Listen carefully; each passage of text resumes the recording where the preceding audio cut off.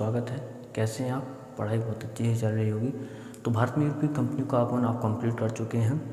यदि आप उनका विस्तार से अध्ययन करना चाहते हैं तो आप इस चैनल के माध्यम से उनका भारत में यूरोपीय कंपनियों का आगमन, आधुनिक भारत का यह टॉपिक है, तो उसको कंप्लीट कर सकते हैं। और यदि आपको किसी एक ही वीडियो में सारी यूरोपीय कंपनियों का आगमन तथा उनकी फैक्ट्रियों की स्थापना, उनकी कंपनी का नाम और कहीं ना कहीं उनके निम्नलिखित समझौते जो थे, इस वीडियो में आपको यही मैं पढ़ाऊँगा। तो समझिए भारत में यूरोपीय कंपनियों का आगमन क्यों हुआ था। देखो, बात है 15वीं सदी की, जब कहीं ना कहीं जब एक भारतीय एक जो एशिया महाद्वीप जो है और जो यूरोप है, एशिया महाद्वीप और यूरोप के बीच में जो कंट्री है तुर्की, तो वहाँ पर अरबों का आक्रमण हो जाता है। और जो जहाँ ईसाई लोग जो वहाँ से व्यापार करते थे, तो वो ईसाई अपने उस पश्चिम की तरफ जाते हैं। तो वो कहीं ना कहीं उनको यह भय रहता है कि यदि हम कहीं ना कहीं यदि हम यहाँ से व्यापार नहीं कर सकते तो हम कहाँ से व्यापार करेंगे। तो वो निम्नलिखित कंपनियाँ अपने उपनिवेश बनाने के लिए या अपने उपनिवेश के माध्यम से नहीं बल्कि व्यापार करने के लिए पूरी दुनिया में फैल जाती हैं। तो वही यूरोपीय कंपनियाँ भारत में भी आती हैं। तो निम्नलिखित 5 यूरोपीय कंपनियाँ आती हैं। तो समझिए, सबसे जो पहली कंपनी आती है पुर्तगाली। यहाँ के लोगों को पुर्तगीज कहते हैं। यह कंपनी कब आती है?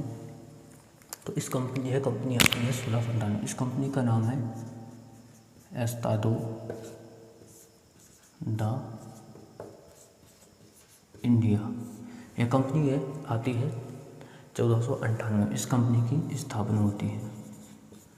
तो पुर्तगाली कंपनी की स्थापना होती है, एस्तादो दा इंडिया की स्थापना होती है 1498 में। यह एक सरकारी कंपनी थी और इन्होंने अपनी जो पहली फैक्ट्री खोली थी, तो प्रथम फैक्ट्री, तो इनकी जो प्रथम फैक्ट्री थी वो खोली थी कोचीन में 1503 में। तो आपको क्या नाम क्या रखना है? कंपनी की स्थापना और प्रथम फैक्ट्री। तो दूसरे जो व्यक्ति आए थे, दूसरी जो कंपनी आई थी, उस कंपनी के बारे में पढ़ेंगे। दूसरी जो कंपनी आई थी वो आई थी ब्रिटिश की कंपनी, जिसे हम अंग्रेज बोलते हैं, अंग्रेज। तो इनकी कंपनी का नाम अच्छी तरह से आपको याद होगा, ब्रिटिश ईस्ट इंडिया कंपनी। तो इसको लिखते हैं east India company. East India company की स्थापना कब हुई थी? 1599 में। 1599, ठीक है। और इनकी जो प्रथम फैक्ट्री थी, आपको पता होगा, कमेंट करके जरूर बताना। प्रथम फैक्ट्री इन्होंने जो खोली थी सूरत में खोली थी। सूरत में खोली थी। कब खोली थी? 1608 में, ठीक है। यदि दक्षिण भारत में प्रथम फैक्ट्री की कंपनी की स्थापना की बात करें, प्रथम फैक्ट्री की, तो मसूलीपट्टनम में 1611 में स्थापित हुई थी। यह कंपनी 1608 में होती, लेकिन 1613 में बनकर तैयार होती है, ठीक है। तीसरे जो व्यक्ति आए थे वो आए थे डच की कंपनी का नाम क्या था? बेरिंग दे ओस्ट इंडसे। बेरिंग दे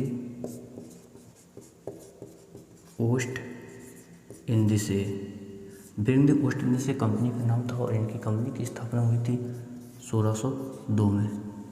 और इन्होंने प्रथम फैक्ट्री की जो स्थापना की थी वो कहाँ की थी? प्रथम फैक्ट्री की स्थापना इन्होंने की थी मसूलीपट्टनम में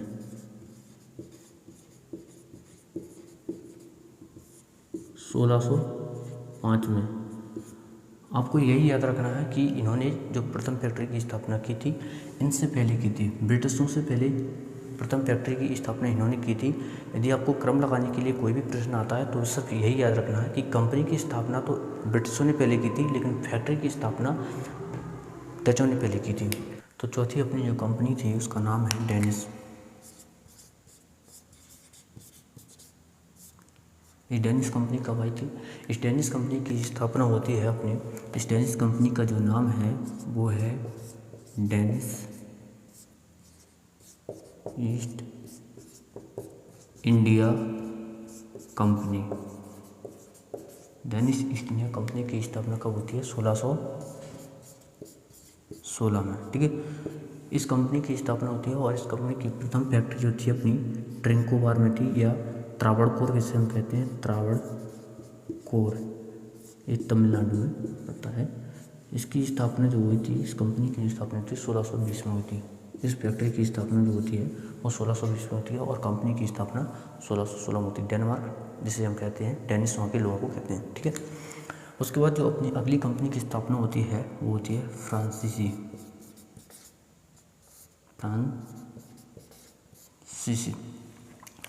तो फ्रांसीसी कंपनी की स्थापना कब होती है और इस कंपनी का नाम है देश इंडस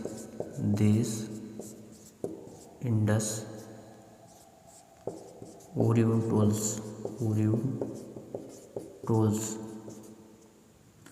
इस कंपनी की जो स्थापना होती है 1664 में, ठीक है।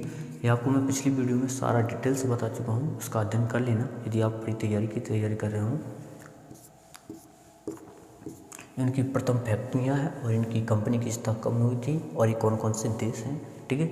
तो पहला, दूसरा, तीसरा, चौथा और 5, निम्नलिखित 5 कंपनी है। एक कंपनी हमारा स्वीडिश, उसके बारे में पढ़ेंगे। स्वीडिश कंपनी जो आई थी 1731 में आई थी। पहले इस कंपनी की प्रथम फैक्ट्री देख लेते हैं। 1668 में हुई थी, यह सूरत में स्थापित होती है। तो सूरत में इनकी प्रथम फैक्ट्री 1668 में स्थापित होती है, ठीक है। स्वीडिश कंपनी जो आई थी, स्वीडिश, वो अपनी आई थी 1731 में आई थी। तो यहीं लिख देते हैं 1731 में ये आई थी, सिर्फ इसका याद रखना। तो ये कंपनियों के क्रम याद रखना है और इस कंपनियों की प्रथम फैक्ट्रियों का क्रम याद रखना है। उनके हिसाब से इन क्रम को भी लगाना है। आपके लिए एक क्वेश्चन दिया जाएगा तो उसको आपको कमेंट बॉक्स में लिखना है उसका आंसर क्या है, ठीक है। तो एक कंपनी आती है, अब इनके संबंध बता देते हैं कि भारत में जो कंपनी थी वो ब्रिटिश ही यहाँ पर अपना विस्तार कर सकी और कहीं ना कहीं 1947 में भारत को आज़ादी मिली। तो पुर्तगालियों से और अंग्रेज़ों का क्या संबंध रहा, तो अंग्रेज़ यहाँ पर प्रभावी हुए और कहीं ना कहीं फ्रांसीसी भी यहाँ पर प्रभावी होना चाहते थे, लेकिन वो हो नहीं पाए। जब डुप्ली आता अपनी राजनीतिक कुटिलता के साथ तो वो प्रभावी नहीं हो पाता है। तो डुप्ली से तो निम्नलिखित 3 कर्नाटक युद्ध होते हैं जो कहीं ना कहीं 1746 से स्टार्ट होते हैं और 1763 तक चलते हैं। तो ये निम्नलिखित 3 युद्ध हम अगली क्लास में पढ़ेंगे, लेकिन यह समझ लेते हैं कि इनका पुर्तगालियों से क्या संबंध रहा। 1630 में इनके बीच एक संधि होती है, मैड्रिड संधि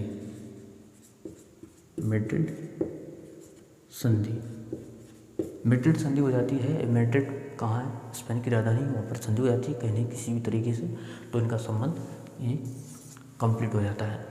अब डचों का संबंध क्या होता है कि ये 1667 में कहीं ना कहीं 1667 या 1676 के करीब ये क्या करते हैं कि जो इंडोनेशिया वाला क्षेत्र है, जो भारत है हमारा कहीं ना कहीं, तो ये इंडोनेशिया वाला जो क्षेत्र है यहाँ पर डच रहते थे और यहाँ पर ब्रिटिश रहते थे। तो इनसे समझौता हो जाता है कि तुम यहाँ चले जाओ और हम यहाँ रहते हैं, तो इन दोनों का समझौता हो जाता है। और डेनिश वाले क्या होते हैं, 1645 में इन ब्रिटिशर्स को अपनी कंपनी बेच देती है, तो इनका भी ख़त्म हो गया। फ्रांसीसी से इनके निम्नलिखित 3 युद्ध होते हैं, ये भी यहाँ से हार जाते हैं। तो अब वहाँ पर कौन प्रस्तुत होते हैं, ब्रिटिश। यही ब्रिटिश के बारे में हमको पूरा इतिहास पढ़ना है, पूरा आधुनिक भारतीय के बारे में पढ़ना है। तो चलिए बने रहिए इसी टॉपिक के साथ और आपको पूरा आधुनिक भारत का इतिहास ताकि अन्य सब्जेक्ट के बारे में बहुत अच्छी तरीके से पढ़ाया जाएगा, कोई समस्या नहीं होगी आपको। इनकी जो निम्नलिखित फैक्ट्रियाँ थी उनकी लोकेशंस बता देते हैं कि सूरत कहाँ पर है, सूरत यहाँ पर है, जिसमें से ब्रिटिश और फ्रांसीसी की फैक्ट्रियों की स्थापना हुई थी। ट्रिंकोबार यहाँ पर है और मसूलीपट्टनम यहाँ पर है और यहाँ पर अपना कोचीन है। तो यहाँ पर निम्नलिखित फैक्ट्रियों की स्थापना हुई थी। अगली वीडियो आपको जो दी जाएगी वो दी जाएगी आपको निम्नलिखित भौगोलिक खोज, किस चीज़ की खोज या किस देश की खोज, व्यापारिक मार्ग की खोज किसने की थी, समुद्री रास्ते के जरिए। तो चलिए इस प्रश्न को आप हल करके इसका कमेंट बॉक्स में आंसर दीजिए और चलिए मिलते हैं, ठीक है ना। धन्यवाद दोस्तों।